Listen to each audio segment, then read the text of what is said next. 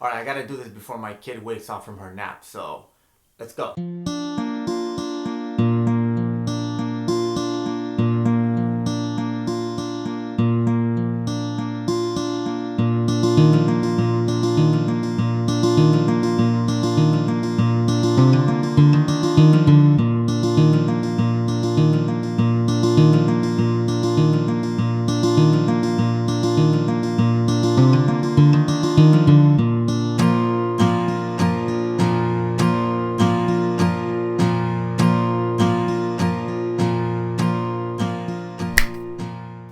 Couple of things that I wanted to share is that since January, I've been posting 2 videos a week on this channel on Mondays and Thursdays. So if you've been watching, you probably already figured that out, and then you were coming here on Mondays and Thursdays to see what's new. And this week I didn't post a video on Monday, and probably for the next couple weeks I won't be posting 2 videos a week. I'll be posting 1 video a week. This is why I don't like New Year's resolutions, is because you set up a plan for the new year and then something happened mid-year or like a few months later, like happened to me, it completely changes your plan, your focus, what you set out to do.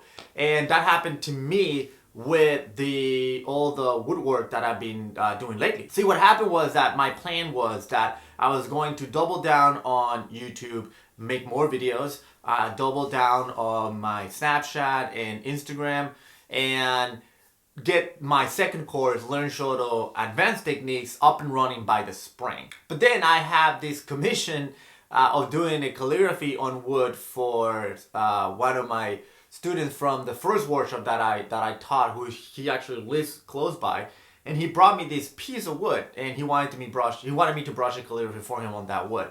And it was a really fun project, and it just really sparked my interest on calligraphy on wood. And I've always wanted to learn how to carve calligraphy on wood, and I always wanted to explore more of that venue. And I felt like that opportunity just basically was like, I need to pursue this. So I completely got obsessed with it. I did nothing. I stopped everything. I still did videos, and all I did was just calligraphy on wood.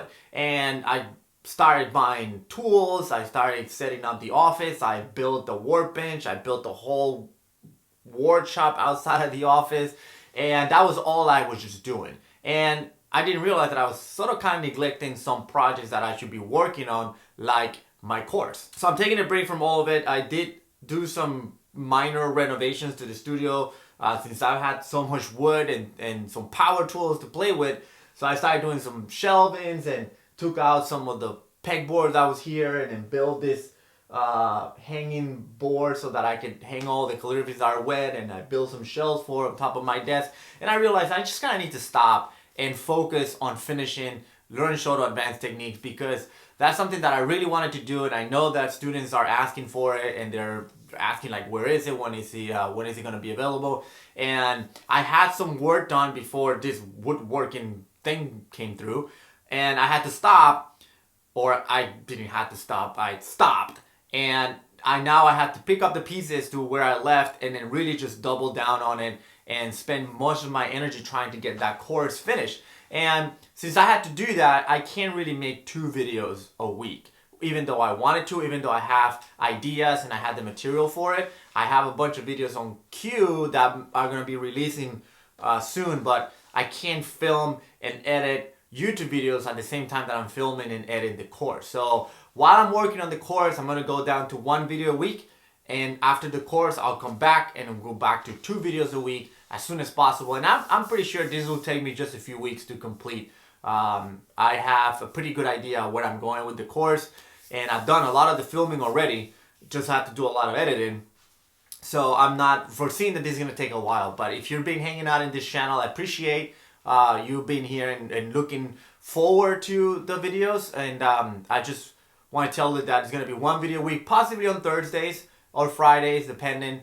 But the video on Monday and Thursday is going to slow down. So for this week, what I wanted to do is just do a short Q&A, because I wanted to answer a bunch of questions that are coming in, and I can't really answer to them all through email or through the comments. So I'm picking some of the ones that spark my interest, and I think that everybody will benefit. And I just answer it here.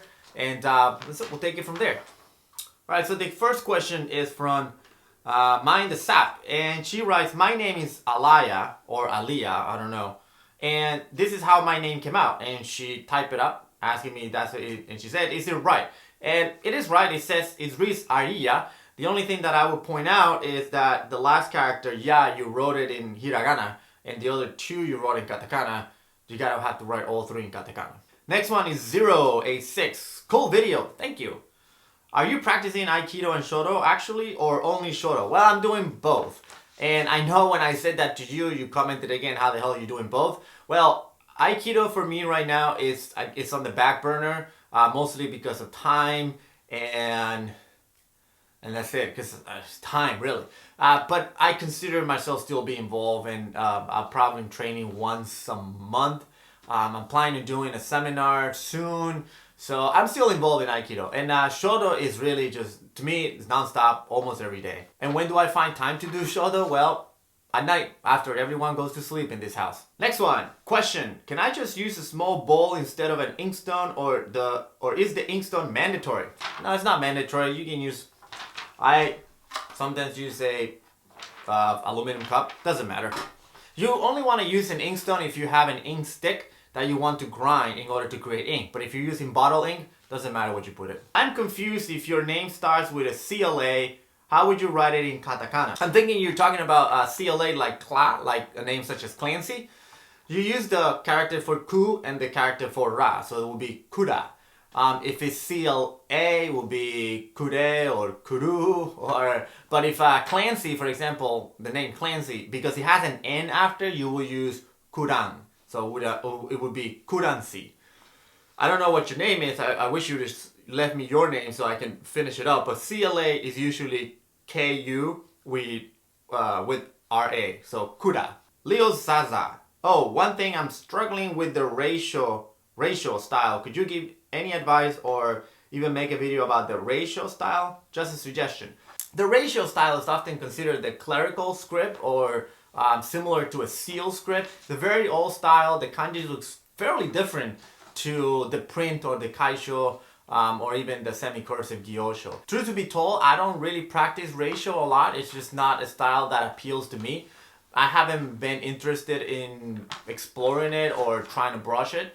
I like how it looks on stamps, and I like how it looks on some text. But to do calligraphy in as a way of an art, as a way of my expression, I feel like kaisho and gyosho do that better for me than ratio. So, sorry, I don't really have any advice for you on that one. Jordan Jackson, if you have a J in your name, how would you go about it? For example, James, Jordan, and Jeremy. So you use the character of she with two dots on the top right hand corner, and becomes J. And if you combine it with the character for ya, you, or yo, then it becomes ja, ju, and jo. And if you Jeremy is J-E, so that would be the character for she with two dots and the vowel e smaller to pronounce J. That makes sense? By the way, the number one question that I always get is how you translate my name into Japanese. I even made a video about that. And I use these Q&As to do some translation to see if I can help some people figure out how to write their names. But I've noticed that a lot of people in the comments are translating each other's names. So like some people know how to translate names. And so somebody would ask like, how do you translate my name? And someone else will answer that. And a lot of times it's correct. So I'm pretty happy to know that there's an engagement going on of people just like helping each other out in the comments. I don't know, it's just nice to know that the YouTube comment section is not always a mean place to be.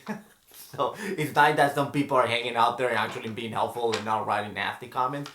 Good for that. Keep it up, guys. What brand is your brush? Brand, I don't know. I buy my brushes from Daiso Japan and Yasutomo online. And sometimes I brush some on Amazon. I don't know if there's brand per se, but I guess if you buy them through Daiso Japan, they're Daiso Japan brushes. I don't really get too attached to brushes. They don't last very long. If you're using constantly, and some of them are fairly inexpensive for the everyday brush. So just buy a bunch of them, use them, and then when the bristles start to act up, just toss them and get a new one. I was wondering, where did your wife get your notebook, and if it had a specific name, I want one for my sister who's practicing Shodo. Great videos always. Thank you. Well, she's talking about this notebook, which it's like an art portfolio, and just making out a video. She's talking about a video that I did a while ago, and I said that my wife gave me this so that I can put all my calligraphies in there, basically all the practice paper. Where did she get it? That's an art store, just like a regular art store local. That's for people that do a lot of drawings and painting. They just put them in these portfolios. And the whole thing, the reason why it's so big is so that you can keep it straight and not fold it or not roll it or bend it, and try to keep your art flat, really. So that's it for this one. I think I hear my toddler walking upstairs, so she might be up, and now I need to go get her before she kills herself. So thanks for watching, and I'll see you guys next week.